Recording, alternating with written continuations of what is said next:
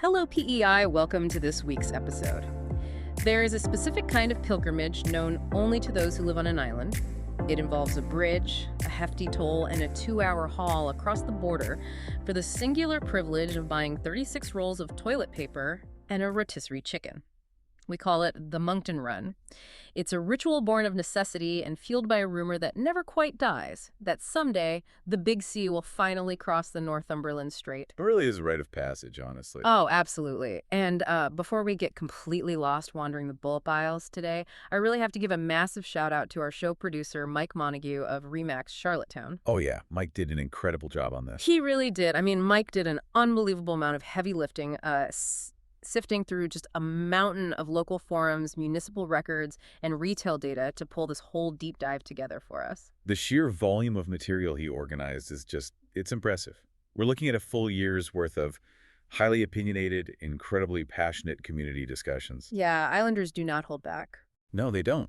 And we're pairing that with some very stark retail industry realities. Right. So our mission today is to take all that raw, chaotic energy and figure out what the lack of a Costco actually means for the PEI retail landscape. Exactly. We want to separate the hard facts from the legendary island rumor mill, and figure out why this saga just refuses to end. Because it really just keeps going and going. It does. Yeah. I mean, it's wild. Yeah. But let's start with the official side of things, because the contrast between corporate silence and all this mounting local evidence is so extreme. It is. The official stance is basically a masterclass in corporate stonewalling. Like when local media reached out to Costco Canada's Vice President of Marketing, Martin Granola, his response was just the standard impenetrable wall. Oh, I can only imagine. What did he say? He stated plainly, quote, Costco does not comment on new potential future openings. Classic PR deflection. I mean, it doesn't say no, but it just leaves you hanging out in the wind. It really does. But then you look at the municipal level where things usually leave a paper trail, right? Right, because you can't build a giant warehouse in secret. Exactly. So the town of Cornwall, which is the epicenter of most of these recent land purchasing rumors, they have confirmed on the record that they have received 0 building permits from Costco. 0. Wow. 0.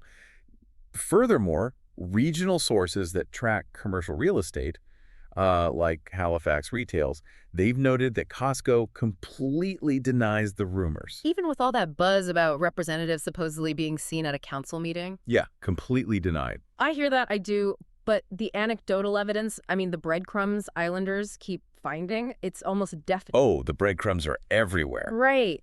Like Mike's research dug up the fact that Costco Wholesale was actually listed in the member directory on the Charlottetown Chamber of Commerce website. Which is fascinating. Yeah. I mean, why on earth would a multinational retailer pay chamber dues if they weren't setting up shop?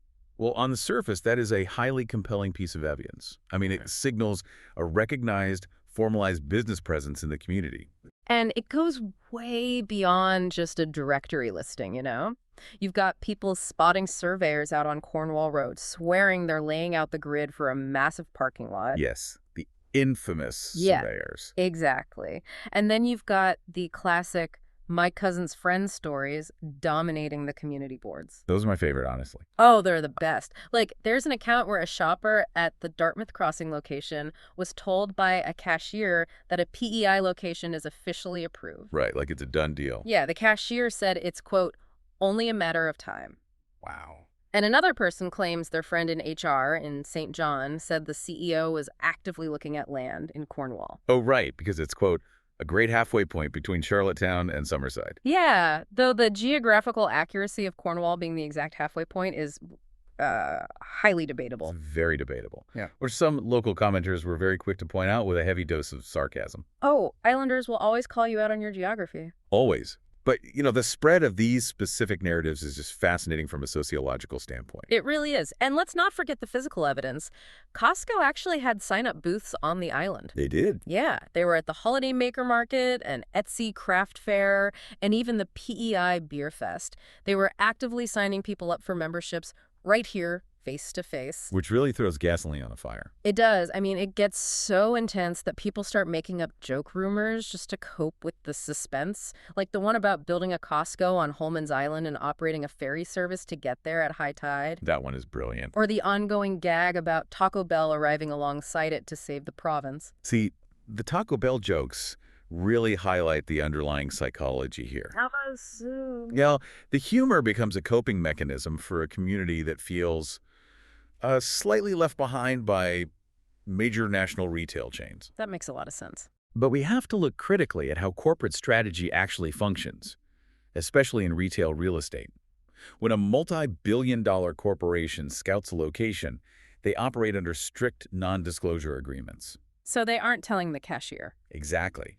The people working the cash registers in Dartmouth simply do not have access to highly classified real estate acquisition timelines. This feels like a local cryptid hunt for Bigfoot. Everyone has a blurry photo or a reliable source in HR, but no one has an actual building permit. It is very much a modern cryptid. So how much weight should you, the listener, actually give to these pop-up booths and Chamber of Commerce listings versus that corporate silence? Well, you can't fake a physical corporate tent, but you have to look at their motivation. Setting up a pop-up booth is a standard, highly effective membership drive tactic. So they're just hustling for signups. Right. Costco already knows that Islanders regularly travel to Moncton. Setting up a booth in Charlottetown is just an easy, low-cost way to capture that existing commuting market. So it is a targeted sales drive, not a sign of impending warehouse construction. That bursts the bubble for the optimists out there. It does, unfortunately. But it brings up the logical next question. If there is enough smoke to suggest Costco is at least sniffing around Cornwall, why hasn't any dirt been moved? Well, there are three main roadblocks preventing the build. And the first one is just brutal demographics. Lay it on me. It is a strict numbers game regarding the membership threshold. Sources indicate Costco generally requires roughly 30,000 to 50,000 active members in a localized catchment area to make a new location profitable. Okay, 30,000 to 50,000. And how does Moncton compare? To put that in perspective, Moncton currently boasts well over 50,000 active members. Wow, okay. Moncton is definitely hitting the mark. But with PEI's population, hitting that exact threshold strictly from island residents is a tight squeeze. It's mathematically difficult. Now, die-hard optimists will quickly point to anomalies in the Costco network, like Juneau, Alaska. Yes. If Juneau can have one, why can't we?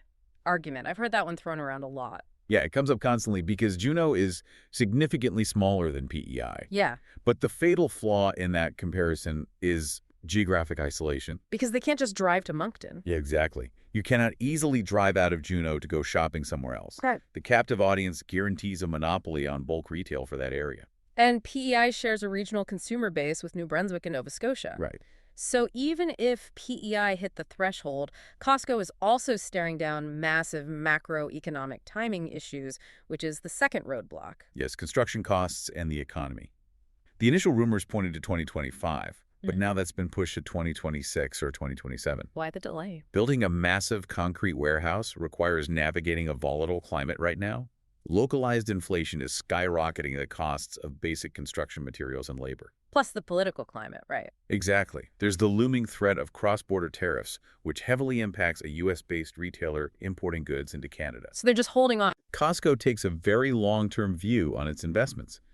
They are more than willing to simply wait out the economic turbulence. But the third roadblock is the one that really caught my attention in the research because it completely defies common sense.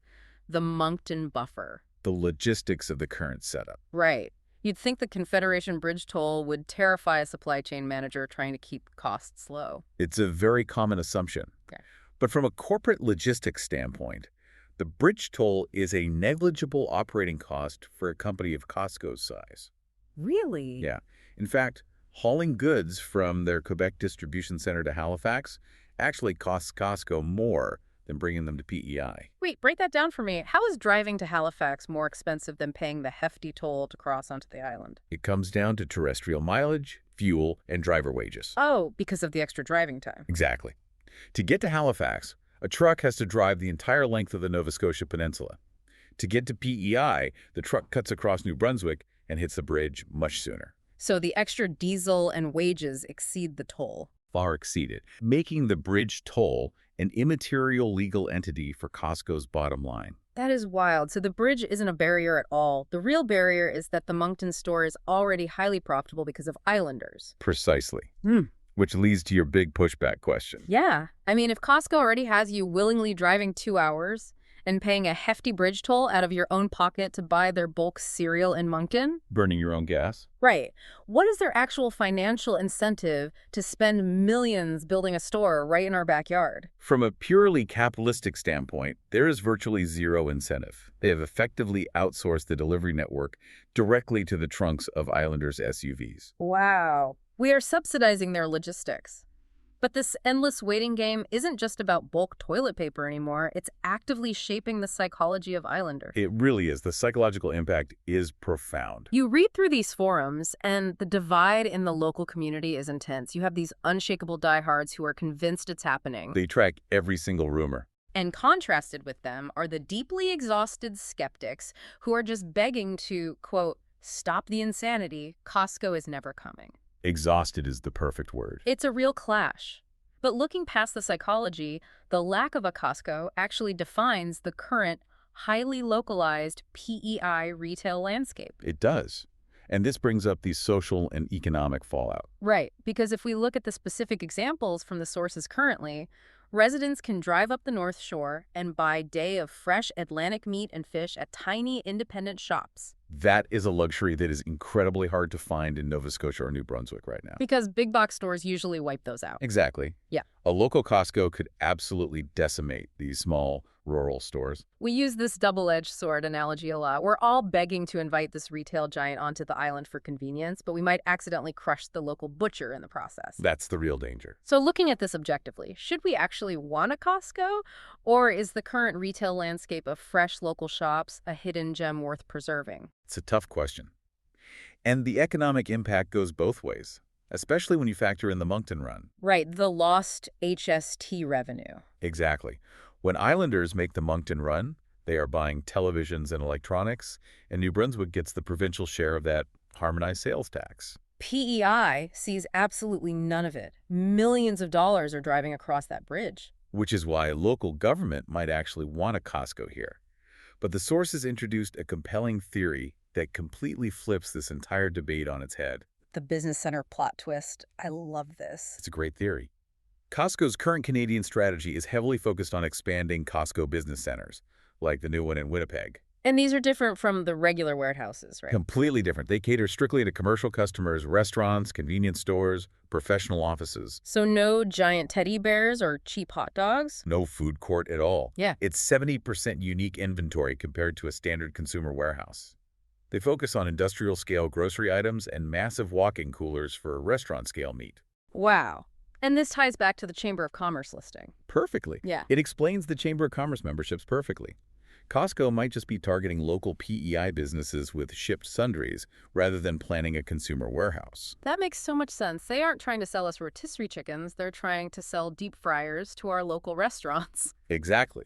They hold memberships in large regional chambers all over to market commercial delivery to small businesses. It shifts Costco from being the grim reaper of local businesses to being their wholesale supplier. It's a total paradigm shift. Mind blown. Well, as we wrap up this deep dive, let's summarize where things actually stand for you, the listener. Sounds good. The rumors of a PEI Costco are incredibly loud, fueled by optimistic sightings and eager cashiers. But the official statements remain dead quiet. The logistics are incredibly tricky. From strict demographic thresholds to soaring construction costs, the math has to be perfect. And the potential threat to the island's small businesses is very real, balanced against the loss of provincial HST revenue to New Brunswick. It is a delicate, multi-layered economic puzzle. It really is. And before we sign off, I must once again send a huge thank you to our show producer, Mike Montague of Remax Charlottetown. Yes, thank you, Mike. His exhaustive research into these forums and supply chain mechanics is what made this entire deep dive possible. We could not have navigated this rumor mill without him. Absolutely not. So, the next time you head out on your Moncton Run, sitting in traffic on the Confederation Bridge, we want to leave you with something to mull over.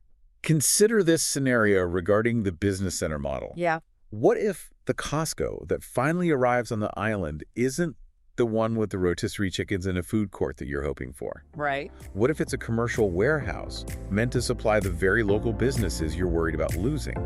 Would that satisfy the island's Costco craving? Or just start an entirely new rumor mill?